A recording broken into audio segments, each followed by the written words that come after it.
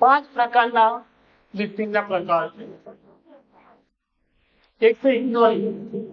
આપણે શું કરતા હોઈએ છીએ, જે સાંભળીએ છીએ આપણે જ્યારે કમ્યુનિકેશન થઈ રહ્યું હોય છે, તમે અત્યારે કરતા છો ઘણા બધા ઇગ્નોર, જે કહેવું એ કે કઈ ફેર પડતું ઇગ્નોર. સેકન્ડ છે પ્રિટેન્ડિંગ. ક્લાસમાં થતું હોય છે કે હા હા લોડ કરતા હોય હા સાંભળી હા માથું લાવીએ ક્યાં લશ્કર દ્વારા જે ખબર નહીં પડે ખાલી લોડ કરીએ છીએ. ડોંગ કરતા હોય ડોંગ લાઈક ધેટ પ્રિટેન્ડિંગ. થર્ડ છે સિલેક્ટિવ.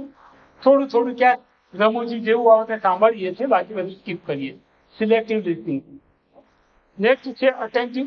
સાંભળીએ છીએ, ખાલી ધ્યાનથી સાંભળીએ છીએ, શું થઈ રહ્યું શું સાંભળી ખબર નહીં પણ ધ્યાનથી બેઠા છીએ, માઇન્ડ તો ક્યાંક અલગ હતું, એને કે અટેન્ટિવ. અને લાસ્ટ છે એમ્પેથિક લિસનિંગ. મોસ્ટ પાવરફુલ લિસનિંગ જે છે એ એમ્પેથિક લિસનિંગ છે. હૃદયપૂર્વક સાંભળવું, ધ્યાનથી સાંભળવું, હૃદયપૂર્વક સાંભળવું. એવું કહેવાય છે કે જે કમ્યુનિકેશન થાય છે એ વર્ડ દ્વારા, શબ્દો દ્વારા તો 10% છે. અહીંયા જે કમ્યુનિકેશન થયું છે શબ્દો દ્વારા 10% છે. મારી આંખો દ્વારા જે થઈ રહ્યું છે આઈ કોન્ટેક્ટ જેને કહે છે 30% છે. અને તમારી બોડી લેંગ્વેજ જે છે એ રિપ્રેઝેન્ટ કરે છે 60 થી 70% કે તમે શું કહી રહ્યા છો. તમારી બોડી, તમે જો વાત થઈ આપણે બોલવાના એટલે ખબર પડી જાય કે જે બોલે છે 10% જ છે, અને એનું આઈ કોન્ટેક્ટ અને એની બોડી લેંગ્વેજ બધું જ કહી દે છે. ઘણી વાર તો આપણને બોલતું હોય પણ એની બોડી લેંગ્વેજથી ખબર પડે છે કે એનો ઈરાદો શું હોય છે. તો બોડી લેંગ્વેજ તમારું 60 થી 70% રિપ્રેઝેન્ટ કરે છે કે તમે શું કહેવા માંગો છો.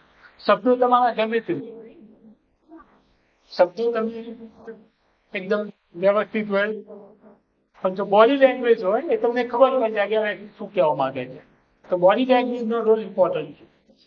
તો 5th લેવલનું જે લિસનિંગ છે એમ્પેથિક.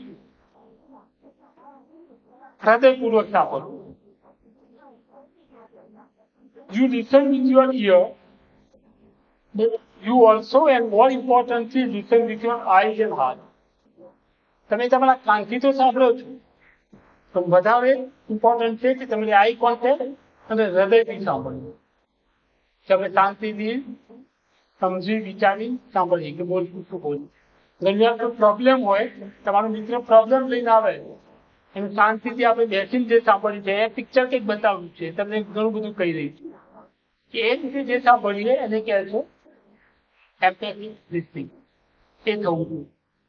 પણ આપણો ટાર્ગેટ શું હોય છે, રિપ્લાય આપવાના ટાર્ગેટ સાથે સાંભળવાનું. હજી તો એની વાત શરૂ પણ ના કરી હોય ત્યાંના ત્યાં વચ્ચે તે વાત ઉગાડી દેવાની અને ઈચ્છા થાય તો બોલી નાખવાનું.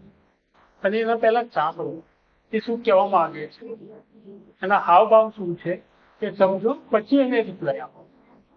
સમજ્યા વગર જો સાંભળશો તો કોઈ મતલબ વગર નથી.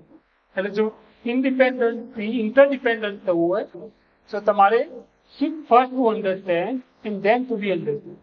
પહેલા તમારે સાંભળવા પડશે, સમજવા પડશે, પછી સમજાવવા પડશે.